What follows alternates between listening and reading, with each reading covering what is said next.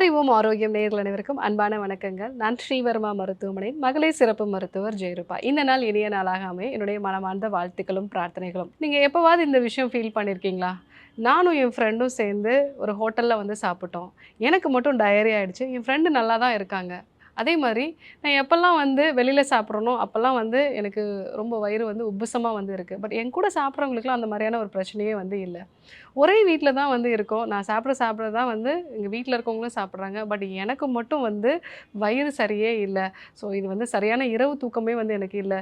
இந்த உணவை சாப்பிட்டதுனால வந்து எனக்கு நைட்டில் சரியான தூக்கமே இல்லைன்னு நிறைய பேர் ஃபீல் பண்ணுவாங்க. இன்னும் சில பேர் வந்து பார்த்தீங்க அப்படின்னா, நான் சப்பாத்தி சாப்பிட்டேன் டாக்டர், எனக்கு வந்து வயிறு ஒத்துக்கவே இல்லை. ஒரு சில உணவுப் பொருட்கள் மட்டும் எனக்கு ஒத்துக்கவே மாட்டேங்குது. இந்த மாதிரி நீங்கள் ஃபீல் பண்ணியிருந்தீங்க அப்படின்னா, உங்களுடைய குடல் என்ன வகையான ஒரு குடல்? ஸோ எதனால் வந்து இது அதிகமான பிரச்சனைகளை வந்து உண்டு பண்ணுது? இதை பற்றி தான் நம்ம இன்றைக்கி தெரிஞ்சுக்க இருக்கோம்.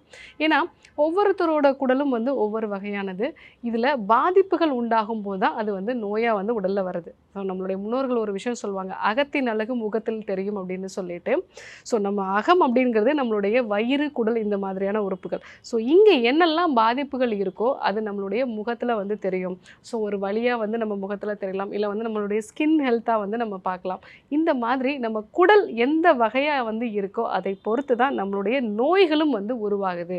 ஸோ குடல் அப்படிங்கிறது எந்த அளவுக்கு முக்கியம் அப்படிங்கிறது சமீபமாக நம்ம நிறைய அதை பற்றி நம்ம வந்து தெரிஞ்சுக்கிட்டு இருக்கோம். ஏன்னா உங்கள் குடலில் இருக்கக்கூடிய பாக்டீரியா, வைரஸ், ஃபங்கஸ் இது எல்லாமே வந்து ஒவ்வொருத்தருக்குமே ஒரு ஃபிங்கர் பிரிண்ட் மாதிரி இது வந்து தனித்துவமாக வந்து இருக்கும். ஒரு நபருக்கு இருக்கிறது இன்னொருத்தருக்கு வந்து இருக்காது.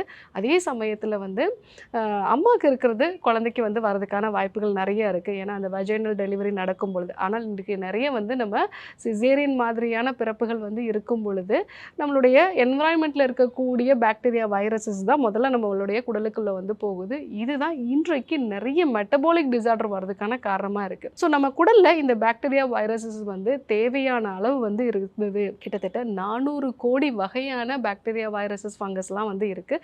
ஸோ இது வந்து நிறைய வந்து நமக்கு பல வகையான அளவில் வந்து இருந்தால் தான் நம்மளுடைய பிரெயின் வந்து நல்லா ஆக்டிவாக வந்து இருக்கும். நம்மளுடைய காக்னிட்டிவ் ஃபங்க்ஷன் சொல்லக்கூடியது, நம்ம ஒரு முடிவு எடுக்கக்கூடிய ஒரு திறன், அதே மாதிரி ஒரு செயலை வந்து திறம்பட யோசித்து பிளான் பண்ணி செய்யக்கூடியது. இந்த மாதிரி விஷயங்களுக்கும் கட் பாக்டீரியாஸ் ரொம்பவே வந்து முக்கியமானது. அதே மாதிரி உடல் எடையை குறைக்கிறதுலையும், பசியை தூண்டக்கூடிய ஹார்மோன்ஸ்லையும், பசியை குறைக்கக்கூடிய ஹார்மோன்ஸ்லையுமே வந்து இந்த கட் பாக்டீரியாஸ்க்கு ரொம்பவே வந்து பங்கு இருக்குது. அது மட்டும் இல்லாமல் கிரேவிங்ஸ் நிறையா இருக்கிறவங்களுக்கும் இந்த கட் பாக்டீரியா தான் முக்கியமான காரணம். இது மட்டும் இல்லாமல் நம்மளுடைய ஸ்கின் வந்து நல்லா ஆரோக்கியமாக வந்து இருக்கணும் அப்படின்னா அதற்கும் இந்த கட் ஹெல்த் அப்படிங்கிறது கரெக்டாக இருக்க வேண்டியது அவசியம். யாருக்கெல்லாம் கட் இம்பேலன்ஸ்டாக இருக்கோ அவங்களுக்குலாம் நிறைய ஸ்கின் சம்பந்தமான பிரச்சனைகளை வந்து நம்ம பார்க்கலாம். அதே மாதிரி நம்மளுடைய தூக்கம் நிறைய பேர் வந்து ஃபீல் பண்ணுறது, எப்பெல்லாம் வயிறு சரியில்லையோ சரியான இரவு தூக்கமே இல்லைங்கிறத சொல்லுவாங்க. ஸோ உங்களுடைய கட் இம்பேலன்ஸ்டாக இருந்தது அப்படின்னா சரியான இரவு தூக்கமும் வந்து இருக்காது. இந்த மாதிரி உடலோட மொத்த செயல்பாடுகளுமே வந்து இந்த குடலை சார்ந்து தான் வந்து இருக்குது. அதே மாதிரி நோய்கள் வர்றதுக்கும் இந்த குடலில் வரக்கூடிய பிரச்சனை தான் முதல் காரணமாக இருக்குது. அதை தான் நம்மளுடைய மருத்துவத்தில் ஆமம் அப்படின்னு நம்ம வந்து சொல்லுவோம். அதாவது வந்து குடலில் நஞ்சு இருக்குது அப்படின்னு சொல்லுவாங்க. ஸோ நிறைய பேர் வந்து என்னென்னா, நான் டெய்லி மோஷன் போயிடுறேன் டாக்டர், இது எப்படி குடலில் வந்து நஞ்சு ரொம்ப நாளாக வந்து இருக்க முடியும்? ஸோ இந்த ஒரு விஷயந்தான், நம்ம கட் பாக்டீரியாஸ் இம்பேலன்ஸ்டாக இருக்கிறது தான் வந்து நம்ம வந்து ஆமம் அப்படின்னு சொல்கிறோம். இந்த ஒரு வயிற்றில் தேங்கக்கூடிய ஆமம் தான் நிறைய நோய்களுக்கு வந்து காரணமாக வந்து அமையுது. அதே மாதிரி ஒரு சிலர் மட்டும் அதிகமான நோய்களால் பாதிக்கப்படுறதுக்கும் இதுதான் வந்து காரணம். ஸோ கட் பாக்டீரியாஸ் வந்து இம்பேலன்ஸ்டாக இருக்குது. ஸோ இப்போ ஒரு சிலர் வந்து பார்த்திங்கன்னா ஸ்ட்ரெஸ் கட் அப்படின்னு நம்ம சொல்லுவோம். அவங்களுக்கு ரொம்ப ஸ்ட்ரெஸ்ஃபுல்லான நபராக இருப்பாங்க. அதனால் ஒரு குறிப்பிட்ட வகையான பாக்டீரியா, வைரஸஸ் மட்டும் அவங்க குடலில் வந்து அதிகமாக வந்து இருக்கும். அதனால் அவங்களுக்கு என்ன காரணம்னே தெரியாமல் வந்து ரொம்ப ஸ்ட்ரெஸ்ஃபுல்லாக ஃபீல் பண்ணுவாங்க. சின்ன சின்ன விஷயத்தில் எல்லாமே வந்து அவங்க வந்து ஸ்ட்ரெஸ்டாக ஃபீல் பண்ணுவாங்க. இவங்களுக்கு வயிறு எப்போவுமே வந்து உப்புசமாக வந்து இருக்கும். சில சமயங்களில் அதிகமான பசி எடுக்கக்கூடிய ஒரு நிலையும் வந்து இருக்கும். சிலருக்கு வந்து பார்த்திங்க அப்படின்னா காலை நேரத்தில் வந்து சரியான பசி வந்து இருக்காது. ஈவினிங் ஆக ஆக அதிகமான ஒரு பசி உணர்வுகள் எல்லாமே வந்து இருக்கும். அதே மாதிரி ஒரு குறிப்பிட்ட வகையான உணவுகளையே தான் வந்து அவங்க தொடர்ந்து வந்து எடுத்துப்பாங்க. ஸோ இதுதான் ஸ்ட்ரெஸ் கட்டுன்னு சொல்லுவோம். இவங்க எல்லாத்துக்குமே வந்து மன அழுத்தம் அப்படிங்கிறது இந்த கட் பாக்டீரியாஸ்னால வந்து வரக்கூடிய ஒரு விஷயம். அடுத்ததாக பார்த்தீங்க அப்படின்னா ஆட்டோ இம்யூன் கட் அப்படின்னு நம்ம சொல்லுவோம். ஸோ இவங்களுக்கு இந்த குடலில் இருக்கக்கூடிய இந்த மியூக்கஸ் அப்படிங்கிறது வந்து ரொம்ப கம்மியாக வந்து இருக்கும். ஏன்னா அந்த மியூக்கஸை ப்ரொடியூஸ் பண்ணக்கூடிய சில வகையான பாக்டீரியாஸ் வந்து அவங்களுக்கு வந்து கம்மியாக இருக்கும். அதனால் அந்த மியூக்கஸ் கம்மியாக இருக்கும் பொழுது நம்ம சாப்பிடக்கூடிய உணவுகளில் இருந்து சத்துக்கள் வந்து பார்த்திங்கன்னா அது முழுமையாக வந்து அது செரிமானமாகி உள்ளே போகாமல் செரிக்காத சில விஷயங்கள் எல்லாமே நம்ம ரத்தத்தில் வந்து கலக்க ஆரம்பிக்கும். ஆரம்பிக்கும். அதை நம்ம உடல் வந்து ஒரு ஆன்டிபாடிஸை வந்து ப்ரொடியூஸ் பண்ண ஆரம்பிச்சிடும். அது ஒரு ஆன்டிஜனாக நினச்சி ஆன்டிபாடிஸை நிறைய ப்ரொடியூஸ் பண்ண ஆரம்பிச்சிடும். ஸோ இதை தான் ஆட்டோ இம்யூன் கட்டுன்னு சொல்கிறோம். இவங்களுக்கெல்லாம் அந்த மியூக்கஸ் செக்ரேஷன் வந்து கம்மியாக இருக்கும். இவங்களுக்கு தைராய்டு மாதிரியான பிரச்சனைகள், டைப் 1 டயபெட்டிஸ் இருக்குது, ரொமட்டாய்டு ஆர்த்ரைட்டிஸ் இருக்கிறது, சொரியாசிஸ் மாதிரியான பிரச்சனைகள் இருக்கிறது, இதெல்லாமே வந்து நம்ம அவங்களுக்கு பார்க்கலாம். ஸோ இவங்களுக்கும் சரியான பசி வந்து இருக்காது. அதே மாதிரி வந்து ஒரு சில வகையான உணவுப் பொருட்கள் சாப்பிடும்போது அலர்ஜி வந்து இவங்களுக்கு நிறைய வரதை வந்து பார்க்கலாம். ஸோ இது வந்து ஆட்டோ இம்யூன். அதே மாதிரி டாக்ஸிக் கட் அப்படின்னு நம்ம சொல்லுவோம்.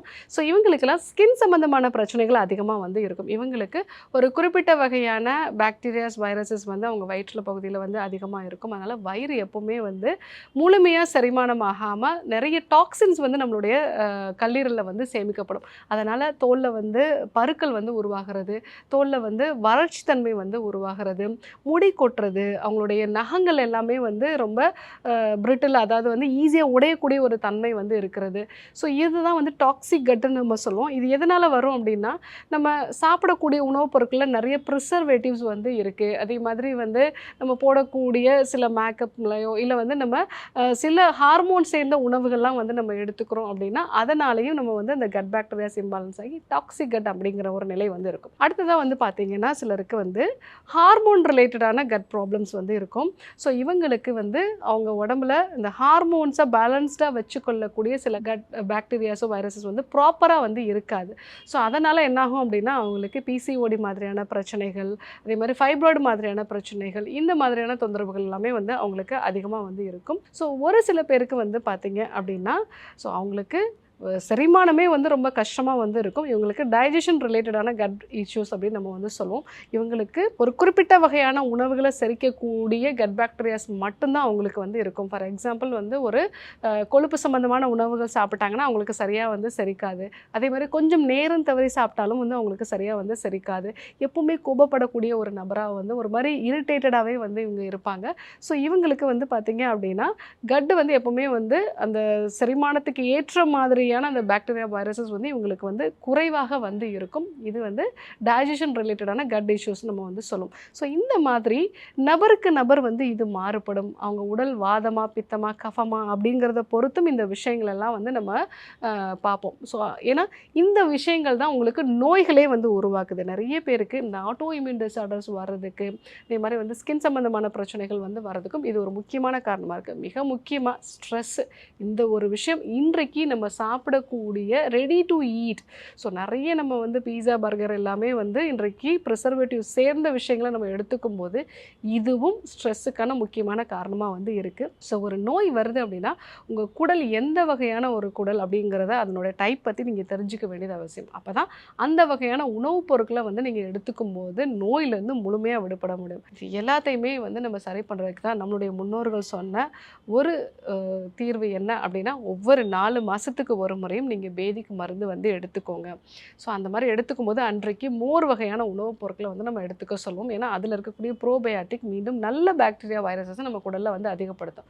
இந்த ஒரு விஷயத்தை நீங்கள் ஃபாலோ பண்ணீங்க அப்படின்னாலே நிறைய நோய்கள்லேருந்து நம்ம வந்து தவிர்த்துக்கலாம். ஸோ இந்த குடல் அப்படிங்கிறது ரொம்பவே முக்கியமானது. நோய் அப்படிங்கிறது அங்கேருந்து தான் ஆரம்பிக்குது. ஆரோக்கியமும் அதை சரி செய்கிறதுல இருந்து தான் தொடங்குது. ஸோ இன்றைக்கு உங்கள் குடலோட டைப் என்ன அப்படிங்கிறத பற்றி நம்ம சில விஷயங்கள் எல்லாமே வந்து தெரிஞ்சுக்கிட்டோம். அதை சரி செய்யக்கூடிய முறையை பற்றி நம்ம வந்து தெரிஞ்சுக்கிட்டோம். இதே போன்று ஒரு நல்ல தகவலோடு உங்களை சந்திக்கிறேன். நன்றி, வணக்கம்.